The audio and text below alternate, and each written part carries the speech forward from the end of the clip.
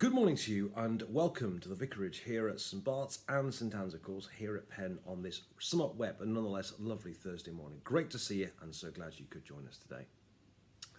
Well, my friends, this morning's reading is quite complicated. So this morning we'll have no notices. I'm going to ask you to turn your brains up to number 11, thinking caps on, brains into gear. Here goes. Jesus has just fed 4,000 people in the desert, lots of people. He's having some kickbacks, some opposition from the religious leaders, and then this happens. Mark's Gospel, chapter 8, starting to read at verse 11. The Pharisees came and began to argue with Jesus, asking him for a sign from heaven to test him. And he sighed deeply in his spirit and said, "Why does this generation ask for a sign? Truly I tell you, no sign will be given to this generation." And he left them, and getting into the boat again, he went across to the other side. Now the disciples had forgotten to bring any bread. They'd only one loaf with them in the boat. And he cautioned them, saying, "Watch out, beware of the yeast of the Pharisees and the yeast of Herod." They said to one another, it is because we have no bread. And becoming aware of it, Jesus said to them, "Why are you talking about having no bread? Do you still not perceive or understand? Are your hearts hardened? Or do you have eyes and fail to see? Do you have ears and fail to hear? And do you not remember when I broke the bread, when I broke the 5 loaves for the 5,000? How many baskets full of broken pieces did you collect?" They said to him, 12. "And the 7 for the 4,000? How many baskets full of broken pieces did you collect?" They said to him, 7. And then he said to them, "Do you not yet understand?" And this is the word of the Lord. Thanks be to God. Well, do you ever have a really bad day at the office? I'm sure we all do. Those days when you kind of think, why do I bother? You ever have days like that? I think this was it for Jesus. I think poor for Jesus, this must have been the day when he must have wondered, he must have been tempted to think, why do I bother? Let me say what I mean. Firstly, the Pharisees come to him and ask him a question.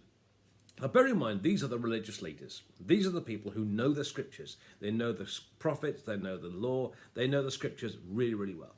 And they come to Jesus, and the Bible says here, to test Jesus. And the word test is actually a bit stronger than that. It's the same word used for temptation. He was tempted by Satan in the desert. The same word is used for the same. It's quite a harsh word. This isn't a friendly test. This is temptation. This isn't nice. That they're trying to trick him. So they're coming here with malices, and they ask him for a sign. And I do a sign from heaven, to show that you really are who you say you are. And Jesus just sighs, and this like a sort of deep sigh that he gives here. I mean, on the face of it, haven't they seen enough?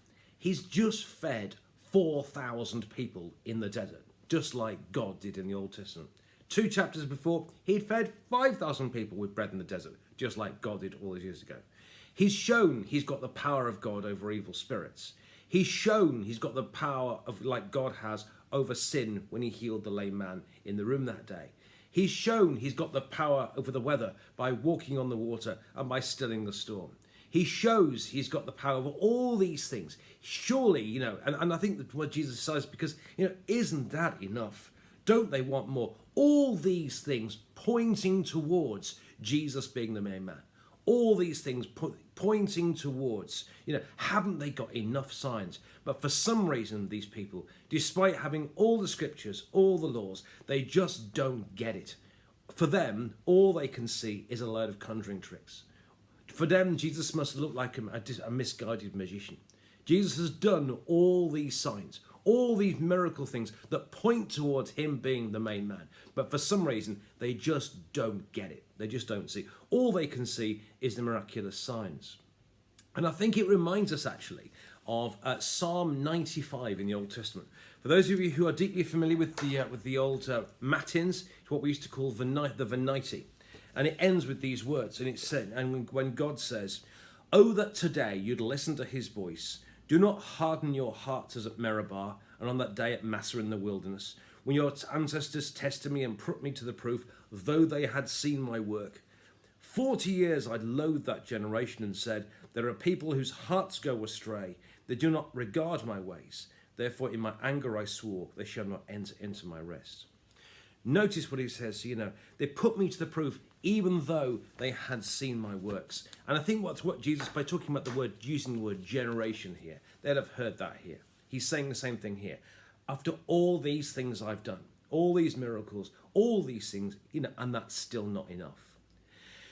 Because your hearts are hardened. And I think there's just two other things to say about that for us, really. Firstly, I think I've often been tempted to think, wouldn't it be great if we could do miracles in church? Because then people would come. But what this demonstrates is that for many people, if someone doesn't want to see, they won't see. And actually, you can do as many miracles as you like, and still won't get people to come to Christ, actually in lots of ways. Because if their hearts are hardened, they just won't get it. They didn't get it then, and actually, they won't get it now. Secondly, it tells us to make sure that our hearts are open, that our hearts are not hardened. So to make sure that when we see the miracles of Jesus in the Bible, that we see beyond the spectacular, that we see what's really behind it. We see what they're actually pointing towards. So the Pharisees may not have seen the signs, but let's make sure that we do see the signs. And let's also today, let's make sure that we are open to seeing the signs of what God is doing in his world today. I believe God loves the world, and God is as active in the world as he's ever been. And let's make sure that our eyes are open, that our ears are open, and that our hearts are not hard, so that we can see, we can perceive, and we can see the signs in the world today. That maybe ask God to open our eyes to see what he's doing and the signs that he's doing in the world today. So great thing from here. Let's make sure that our hearts are not hard. So that's his little contretemps with the Pharisees. But if you think things get any worse, they get into the boat. And they get halfway across and they realize they've only got one loaf left. And Jesus says, beware the leaven of the Pharisees and Herod. Now, this is quite difficult to understand, really, because when leaven's what you put in bread to make it rise. He says something like he knows what he's talking about. But I understand that yeast is what you put in, and leaven's what you put into bread to make it rise. And Jesus says, beware the leaven of the Pharisees and Herod. And this is quite difficult to understand because actually the Pharisees and Herod didn't have a great deal in common. They believed different things and they have very different ideas about stuff. So what is he talking about here? Well, I think what he's saying here is that these disciples, they're in the boat, and he's saying to them, don't let their unbelief get in the way. The Pharisees and Herod, they could see the spectacular, as I've said, but they couldn't see the signs. Their hearts were hardened.